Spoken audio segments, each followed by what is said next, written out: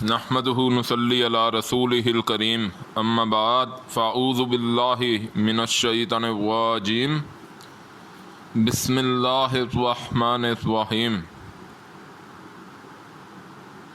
سورہ بقرہ آیت مبارکہ نمبر 53۔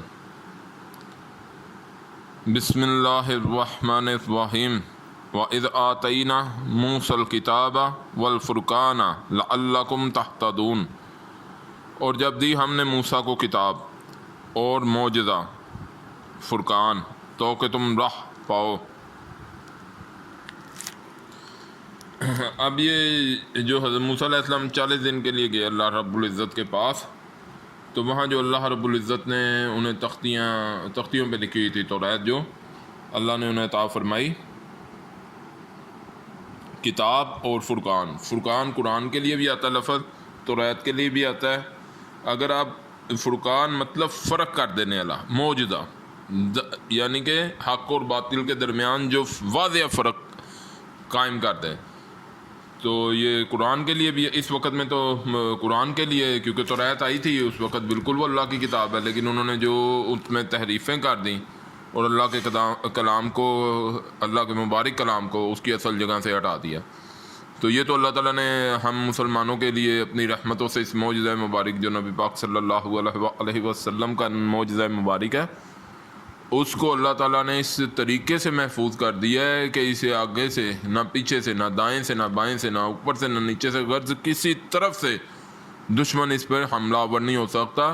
یہ سمجھ آئے گی، اس میں سمجھانے لگوں تو بہت سی چیزیں ہیں، اللہ توفیق دیں، اور جن سے میں نے سنا اور جب اللہ کی رحمت سے قرآن پڑھا تو اس بات کی سمجھ آئی کہ قرآن ہر طرف سے اللہ نے محفوظ کیا ہوا ہے۔ بہرحال یہ باتیں تو اگلے مرحلے کی ہیں، جب پھر کوئی بیٹھتا ہے، ٹائم نکالتا ہے، ٹائم لگاتا ہے، تو پھر اس میں اگلے مرحلے شروع ہوتے ہیں کہ کیسے قرآن کی طرف متوجہ ہوں، تو پھر اگلی آپ کو چیزیں سمجھ آنے لگ جاتی ہیں۔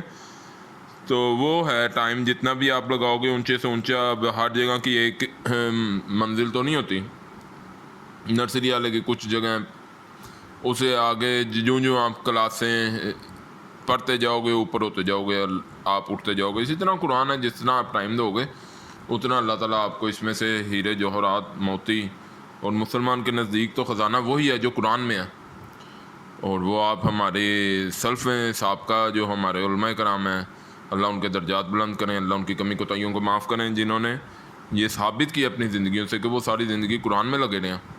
تو بہرحال لفظ فرقان فرق کر دینے والا، اور یہ معجزے کے لیے آتا ہے۔ تو حضرت موسیٰ علیہ السلام کو اللہ نے کتاب دی اور معجزہ تو کہ تم راہ پاؤ۔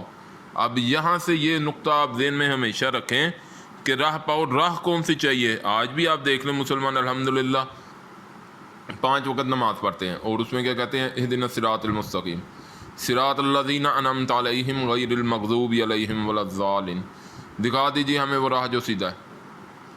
تو اس سیدھے راہ کے لیے آج بھی اگر آپ ان چیزوں کو جوڑ کے پڑھیں، اللہ تعالیٰ اپنی آیتوں کو علیحدہ آپ یہ ہیرے موتی جوہرات پڑھے ہیں نا، تو آپ لڑی میں پڑھوتے ہیں، وہ آیات سے آیات کا ربط قائم ہوتا ہے۔ اس کے لیے اللہ توفیق دیں، اللہ مدد فرمائیں۔ تو وہ محنت کی ضرورت ہے، وہ ایسے ہی نہیں، وہ اس کے لیے جو ٹائم لگائے گا پھر اسے اللہ تعالیٰ درجہ اللہ کے ہاں مقبول ہو جائے تو پھر اللہ تعالیٰ اگلے معاملات اسے سمجھنے کی توفیق دیں گے۔ بہرحال جو یہاں آ رہا ہے تاکہ تم راہ پاؤ، تو راہ سے مراد مسلمان دکھا دیجیے اللہ وہ راہ جو سیدھی ہے۔ تو آج بھی میں یہ اس ٹائم بھی اللہ نے توریت دی جو مبارک کتاب اللہ کی طرف سے ہی، تاکہ انسان اللہ کا سیدھا رستہ ڈھونڈے اور اس پر چلیں۔ تو آج بھی قرآن موجود ہے، تو بیسک جو آپ کو بیسک بتا رہا ہوں کہ بیسک چیزیں ایک جیسی ہی ہیں۔ بہرحال اللہ تعالیٰ ہمیں سمجھ گئی اور سب سے زیادہ نئے کمال کی توفیق عطا فرمائیں۔ وآخر دعوانا ان الحمد للہ رب العالمین۔